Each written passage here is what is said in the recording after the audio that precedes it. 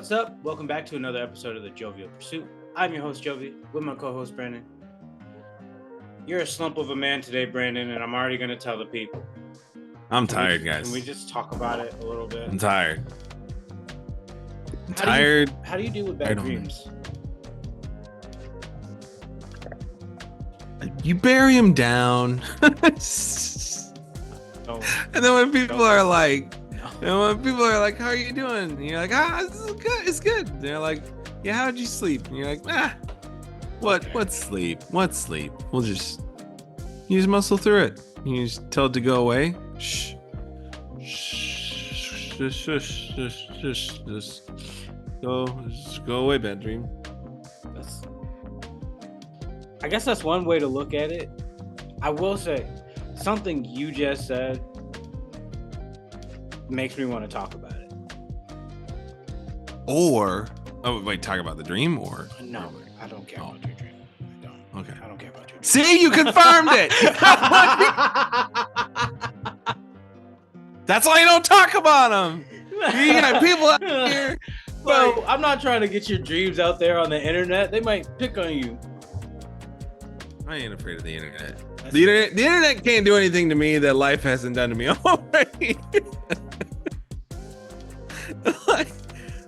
It's a dark joke, but man, I don't know, man. These AI videos are getting wild and reckless out here.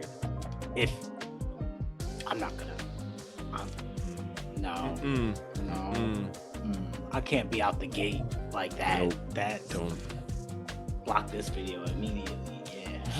Because it was, whoo. You know how last week you were like, I was gonna say, but then I can't because it's too, that's top tier dark.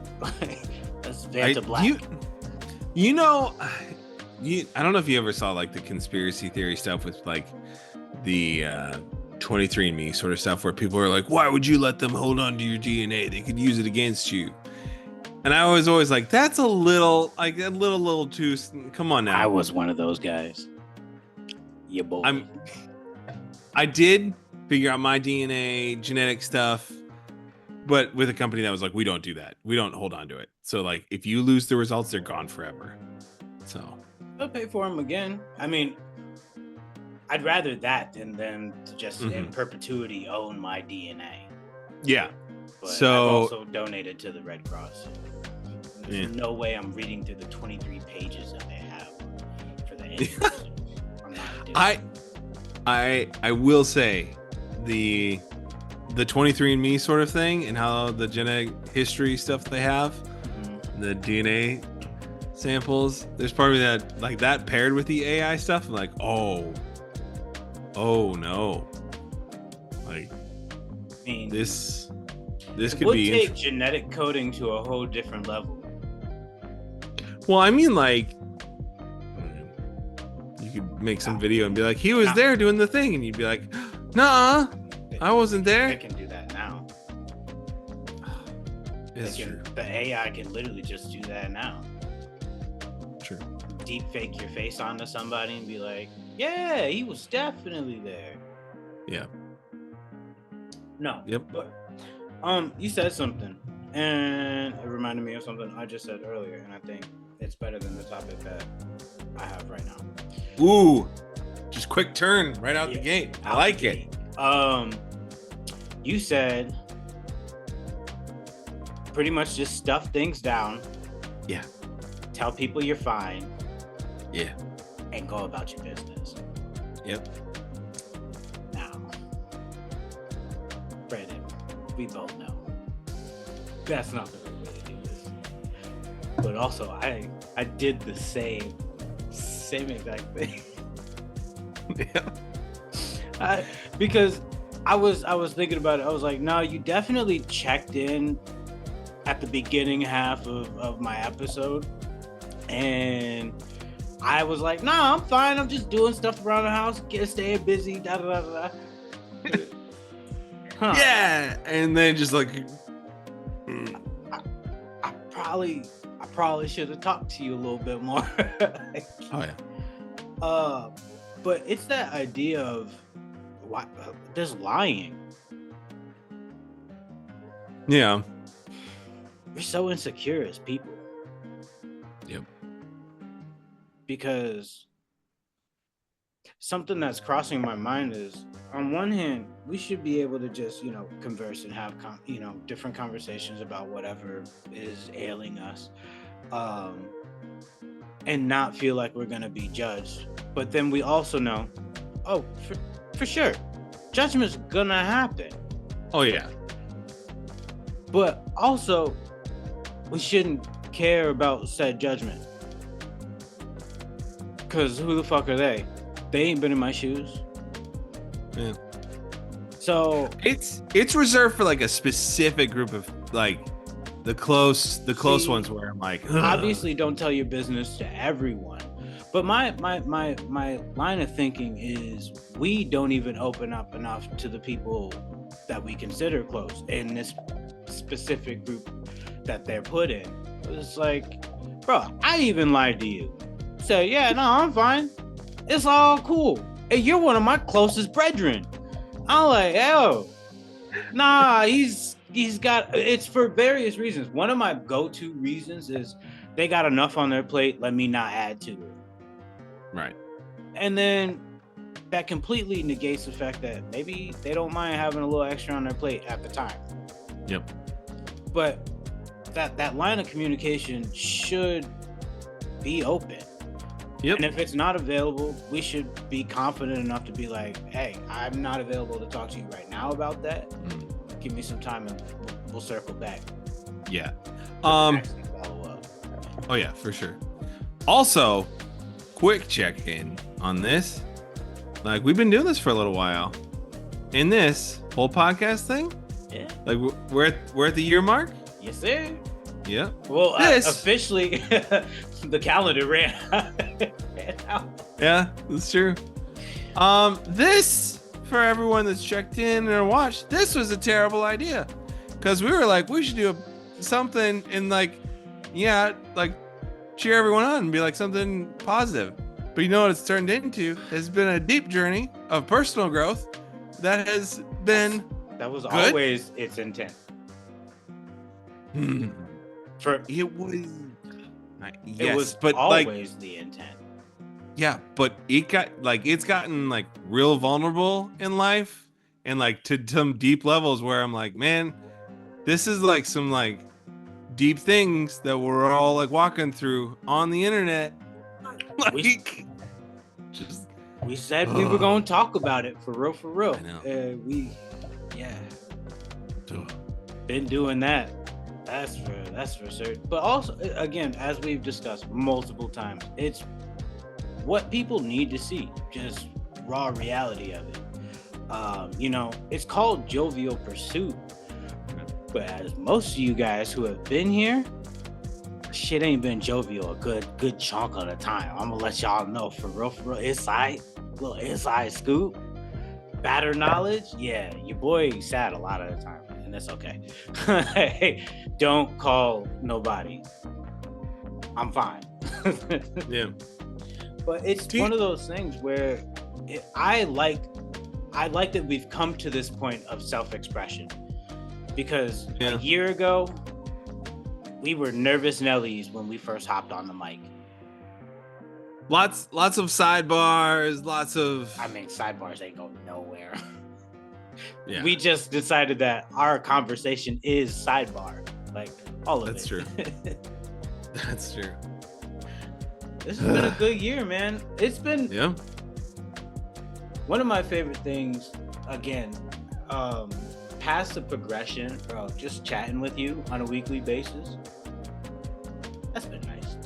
Oh yeah. It's given a reason just to stay in contact, and I like that. Finally. Hey, everyone, I haven't done bad advice in a minute. All right, guys. So, I think I mentioned way back in the beginning, you got to start the pity party, okay? Start out the gate with the pity party, then grab your most, empathic friend, and they be like, dang, he looks like he really could use a friend right now. I'll tell him a year, right? So then Then you start up a show. You just do a show, and then you get closer, right? You bond even more so than when you were in person together, and then you buy each other hats. Like, not just hats, great hats. Oh, let me pull it up. Let me pull it up. Woo! Clean. Ooh! My boy, clean. Now, when I go to the grocery store, I want to just be, all right, ma'am. Yeah. That's exactly what you should do. Good day. I told you I want to get a whole suit just to go with the hat, man. Man. You gotta get a different outfit. You gotta get chaps. Assless. No. You're like, No. And then no. Yeah. And don't have any time to be the Diddy cowboy up here. Oh, like, no. Yeah, you can't come out here with your chaps on, bro. They gonna get you, boy. No. Stay away. It's not what it looks like. I'm filming a show. What type of shows you doing? Yep. Them after dark shows? Sidebar. Oh no. You doing an after dark special would be hilarious. No. Bro, as a matter of fact, you could be like Dr. Ruth. No, why is this? Why are you going? Stop. Because she's out of the game now because of reasons. So someone has to fill the spot. And you don't give like creepy vibes. You don't give like off-putting. You're like, no, I'll actually educate you. Nah, I'm gonna use this film later, after dark.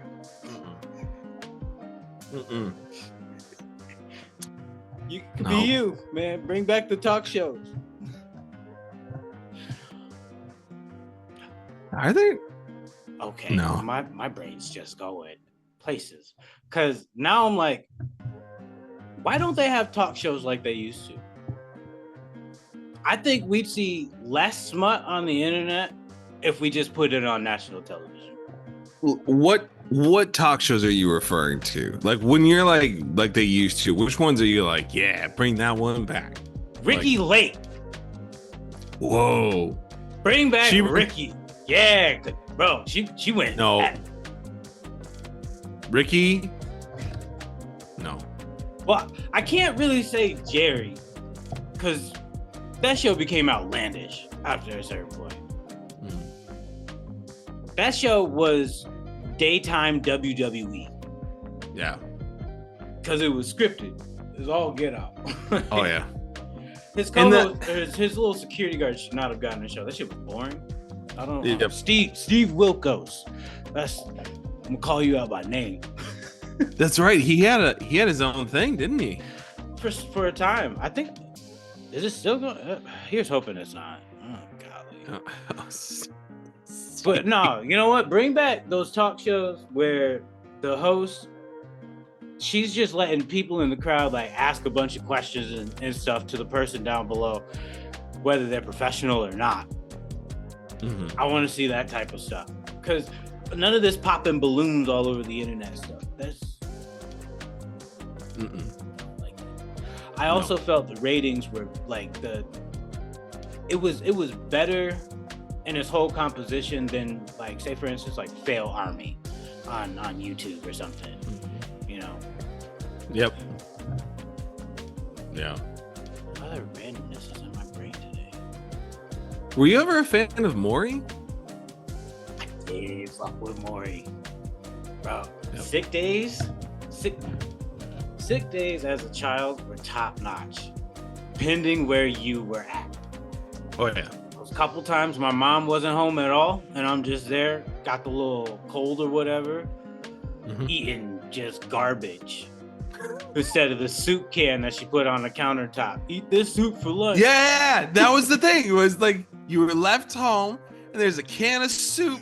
My mom would put it in the pot and be like, "This is where it goes." Yeah, no, like she wouldn't like dump it out. The can. No, but like just sit the can in the pot, like. Yeah, as if I was like, "Oh, I was wondering where that went, Mom. I was wondering how I was gonna make that." Was she put the, like? I hate your teen voice. I hate your teen but that was like what it would be, and then you just be like, it was like this like, it was like it was like that weird like non-verbal exchange of like don't ask, don't tell. Like, you know, I'm not gonna do smart things here or eat what I'm supposed. Like, that can will be gone, and it will look as if I ate the things that were good for my body. But you and I both know. And there was like the exchange from the parent that was like, I know you're gonna do that, but as long as you don't bother me, because I need to make money for us to survive, I'm gonna let it play. And you're like, my blinders are on right now. Yeah, it was like the parental don't ask, don't tell, and you're like, nice doing business with you. Nice doing business with you. If you should try this for day 2, this is no longer like you get one. You get one. Bro, that was I don't know if your parents ever did this. This was one thing that I love that my mom did, that I will do for my own children. My mom gave us like 5 days out of the year to not have to go to school. Like literally like a mental health vacation day. No, not even. It, when I tell you, oh well, I mean, yeah, your folks doing it, probably not likely.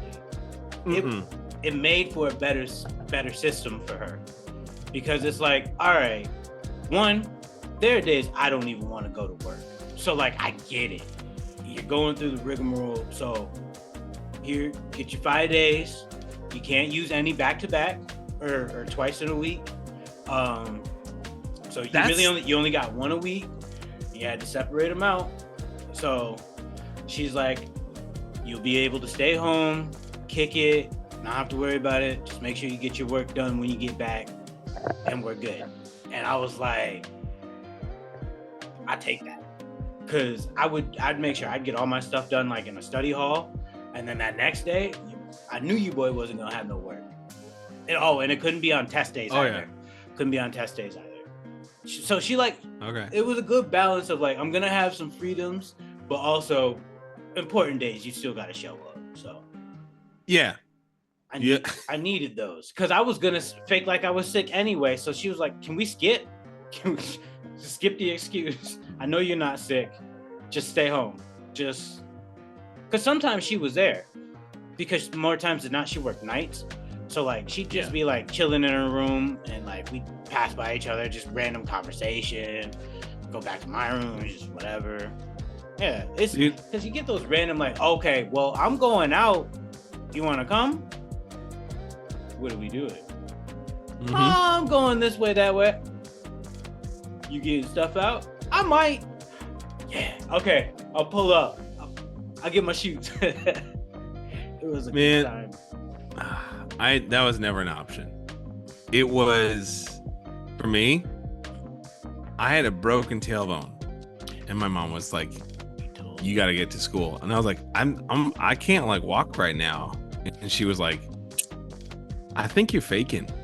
And then it wasn't for like a day or two later where we went to the doctor, and they were like, ma'am, your son currently doesn't have a tailbone because there should be a point at the end of his spine, and it is not there.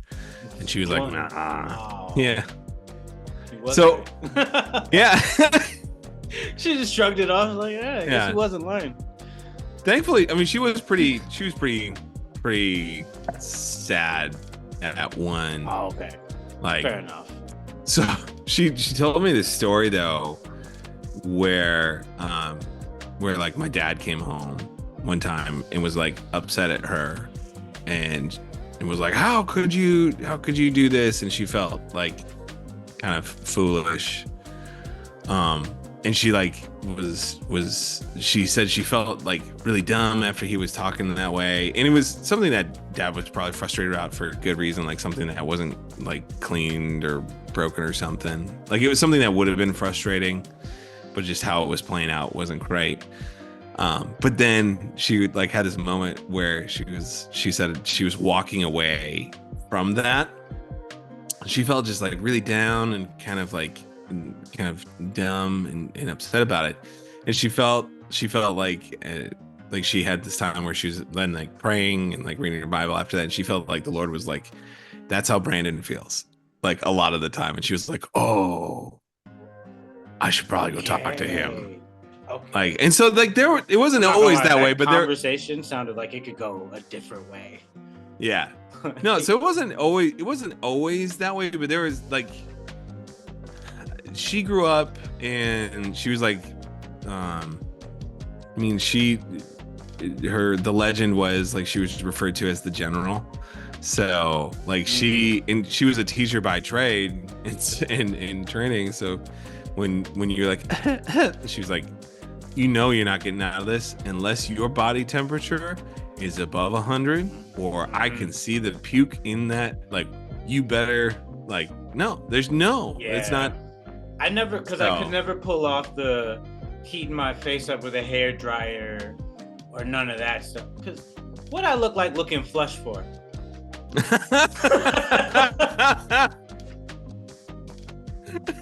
Hey, nah. That's way too rosy cheek for your ass. Yes, I know you're trying. My white friend Alan told me about it. I figured I'd give it a shot.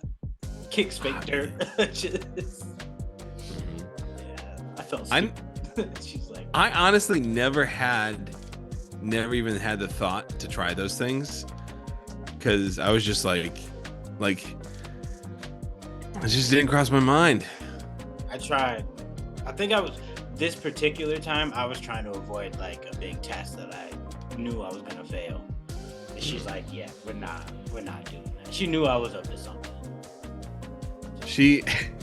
My mom was she would do the thing like if I was trying to get out of something ever, if I was like, I don't want to do it, she'd be like, oh, now you're going to, because you don't want to. Like that was like if you ever were like, I don't want to, she'd be like, too late, you said you don't want to, therefore you're doing it. Like that was that was how it was. That's rough. I'm not gonna lie, because the thing is, if I said I'm not going to pass that point, that's an ass whooping. Your boy can't say no twice. That was not gonna happen. So yeah, nah, absolutely not. That was swings coming my way. You said, huh? Right? Because you turned around to go like walk up steps. I was like, I don't want to go. Huh? What was that? Come back here. Come on. And then your head's down. You're like, dude, there's something my kids have never experienced. Have you ever had? This sounds so bad. You ever had to do the thing where you're looking for the parents' eyes in like the rearview mirror of a car, and you like duck, and they're like, get back in your seat, and you're like, you have to like sit, and they're like, they got the look in the rearview mirror, or like It probably happened because my mom had the old station wagon and she had vans, so we're like trying to hop seats and whatnot. Yeah, no, she definitely would have said something like that, right? For sure. But I remember as a kid having, I mean, they weren't, my mom and dad weren't like super violent, but it was an age where like dad, it was an age where you'd have your shirt collar, there'd be a hand there and be like, hey, we're gonna have a conversation. Like you weren't gonna get like wailed on. But I remember certain quadrants of a vehicle where like that was a zone where someone couldn't get you. So if someone was like, come here, and you're like, for the reach back, you're just stuck. You're like, nah, I don't wanna. my kids have never had that experience. And I was like, man, you poor children, you don't know where your safe zone is in the vehicle. You think it's all safe. like, so I should probably just try and be like, come over here, just to teach them, like, if an intruder comes in the car, this is the spot where they can't get you. Back corner. Yeah. Far back corner. you gotta get moving. I'm teaching them how to get in the trunk and then out of the trunk through the extra escape hatch. Yep. Real quick. Oh, yeah. But then also, now that we're just talking about punishment, one of the ones that my mom used to do, and I hated it worse than an ass whooping. Mm-hmm. She'd have this place called the office, and you have to go meet her in the office because we're gonna have a discussion. And there's no running from this office because to run from said office, you're running out of a moving car. So she'd be like, "Hey, come with me to my office." No, front seat. So now we gotta have this whole conversation. It was never about strikes. It was never. This is the moment that she's about to talk about. All right, now I'm really disappointed in your actions. Oh no, those were worse. What you got? We need to figure out what you got going on, cause something here isn't right. And it'd be a long journey. Pulling teeth bro, the way I used to stare out a window.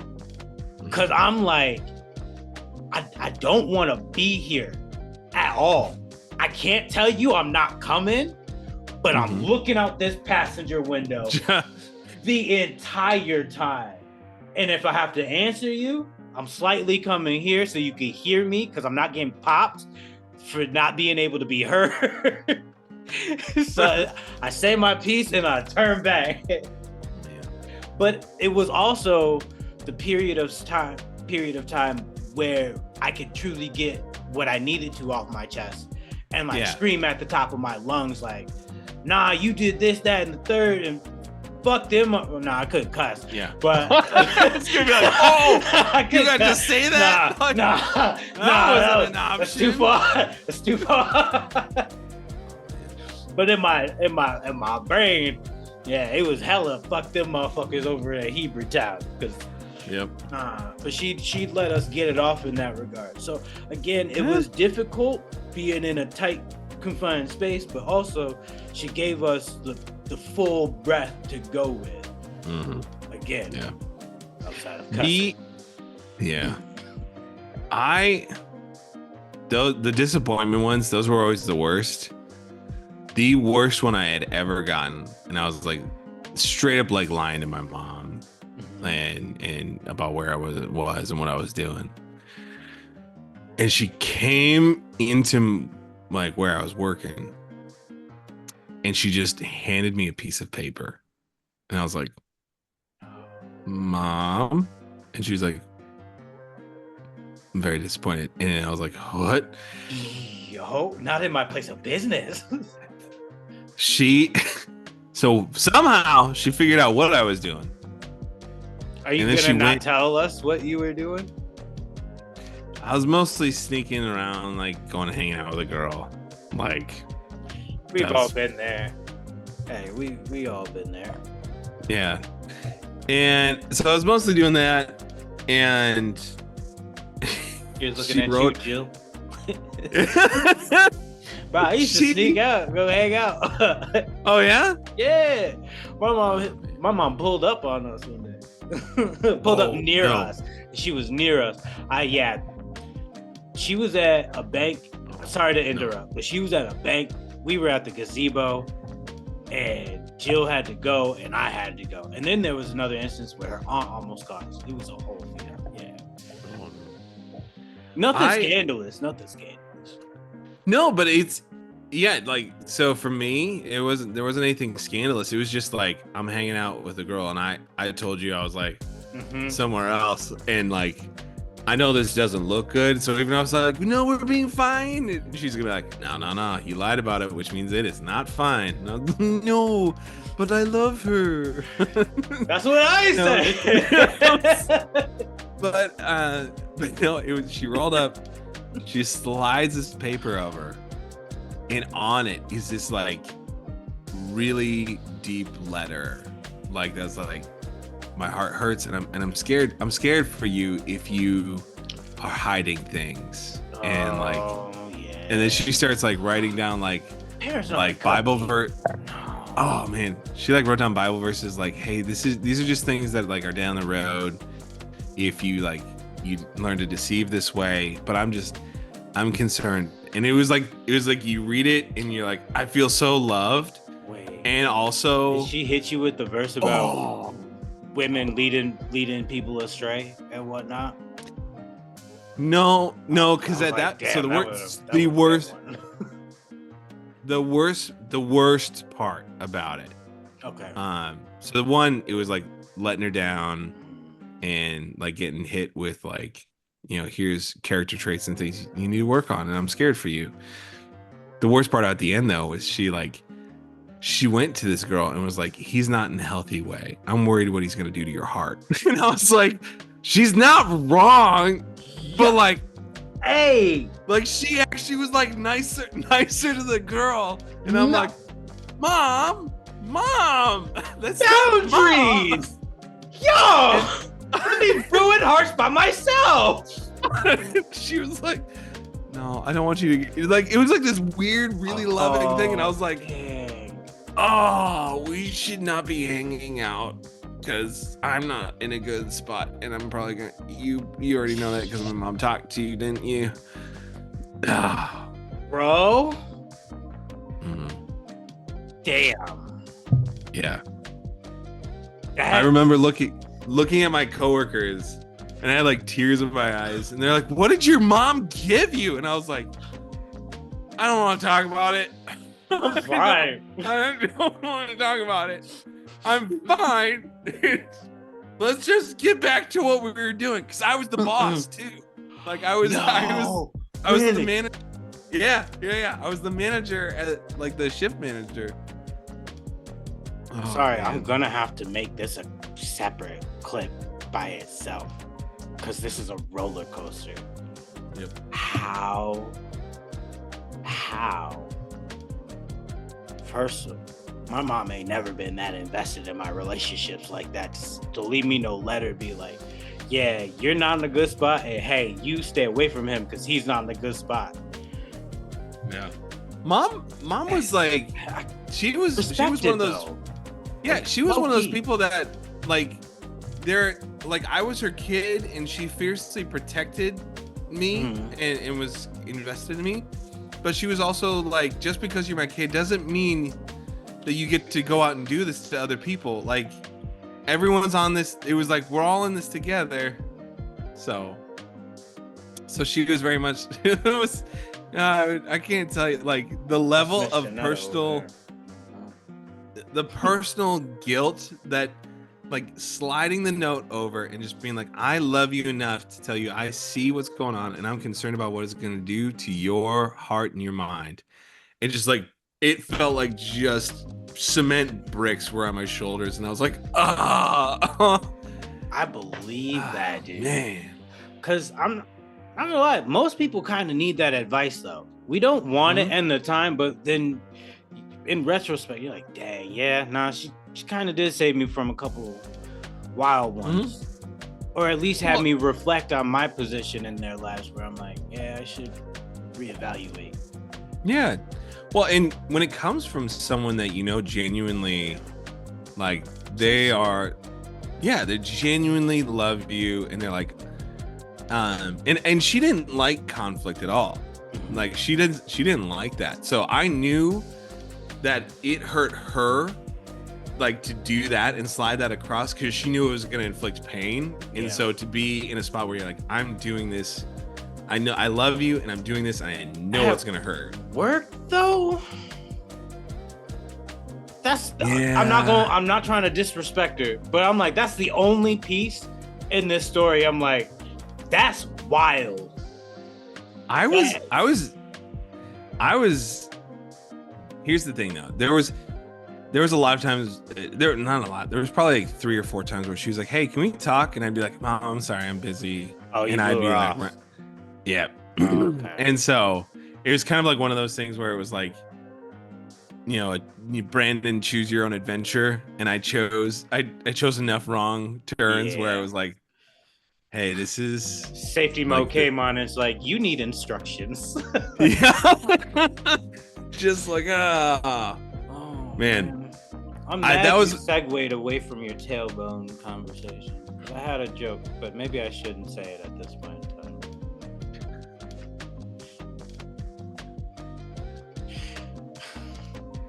Now you got to. I have to. You teed it up. I can't believe your mom lets you walk around like you left a Diddy party. I drank at the wrong time. Wow. just limping like Meek Mill out here. Bro, tooted up in the pool for no reason. Yo. Oh, man. I told you about that the other day. I'm not going back into detail about that. That was not an okay story. Man, this turned out to be a better conversation than what we had lined up moments before. It went Bottom line, it just went left. Bottom line, everyone, lean into being uncomfortable and like growing alongside people. They genuinely love you. It's gonna be uncomfortable. They're gonna be walking alongside you. It stings, it hurts, but man, is it good in the end. Don't. Hey, yo. Yo, whose man's is this? Yo. Nah. Can't take you anywhere. Peace and love. Have a good one.